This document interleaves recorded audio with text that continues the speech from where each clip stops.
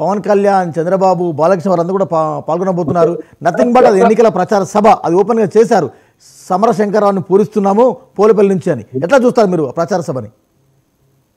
యువగళం పాదయాత్ర ఈ వాటితో ముగుస్తుంది. 226 రోజులు, 3123 కిలోమీటర్లు. యాక్చువల్ గా ప్లాన్ ఏమో 4000 కిలోమీటర్లు, 400 రోజులు అనుకున్నారు. ముందుగా ముగిస్తున్నారు. సరే, ఉడతా భక్తిగా అట్నుంచి తండ్రి వచ్చారు కనుక ఇటు నుంచి కొడుకెళ్లారు, మధ్యన ఆగారు. మొత్తం మీద ఎన్నికలు సమీపిస్తున్న దేశంలో 2-3 నెలల్లో ఎప్పుడైనా ఎన్నికలు జరగవచ్చు.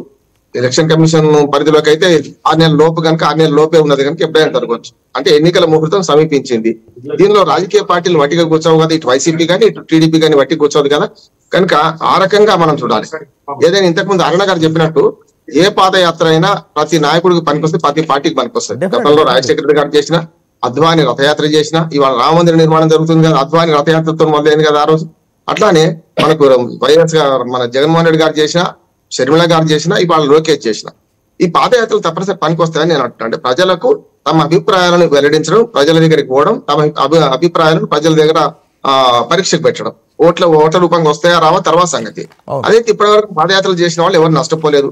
కానీ ఇటుపక్క పాదయాత్ర చేస్తున్న మన లోకేష్ ను విమర్శించే పనిలో కేసీఆర్ గారు చేసిన తప్పే వైసీపీ పార్టీ చేస్తుందని నేను అనుకుంటున్నాను.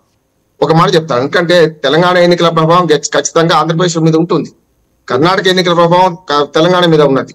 కనుక ఎప్పుడైనా శత్రువు పేరు ఎక్కువసారి తలుస్తే శత్రువుకు మేలు జరుగుతుందని నేను అంటున్నాను. కేసీఆర్ గారు చేసిన పని ఏంది? మొన్నటి ఎన్నికలు ఒకసారి వెంకట గారు ఒకసారి చూద్దాం. మనము మొదట్లో చాలా పాజిటివ్ ప్రచారం చేశాం. మేము ప్రభుత్వంలో ఇది చేశాం, మేము ప్రజలకు ఇది చేశాం, మాకు ఓట్లు వేయండి అని.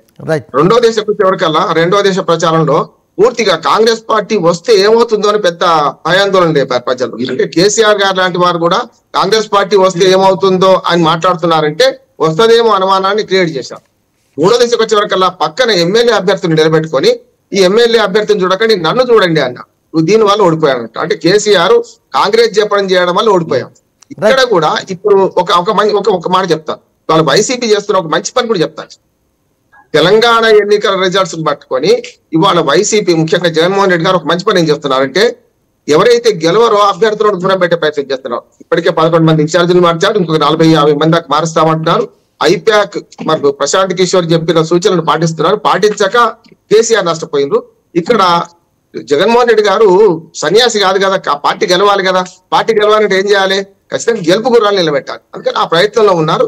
అందులో కూడా నా ఉదయం విజయం సాధించాలనుకుంటే, ఎందుకంటే ఇప్పటికే రోజా లాంటి వాళ్ళు ఇద్దరు ముగ్గురు ఇప్పటికే ప్రకటించారు, జగన్మోహన్ రెడ్డి గారు ఏం చెప్తే అది వింటాము, మేము ఎదురు తిరగమన్నారు. కొంచెం ఎదురు తిరుగుతున్నారు కూడా. ఇప్పటికే బెంగళూరు ప్యాలెస్ లో అందరు పిలిపించి మిథున్ రెడ్డి మాట్లాడడం ఇవన్నీ చూస్తున్నాం కదా మనం.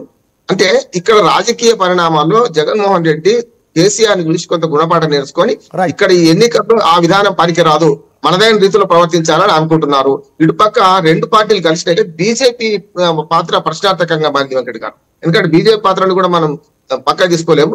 రోడ్ మ్యాప్ కోసం చూసిన పవన్ కళ్యాణ్ గారు ఇక లాభం విసిగిపోయి లాభం లేదనుకో టీడీపీతో జత కట్టారు.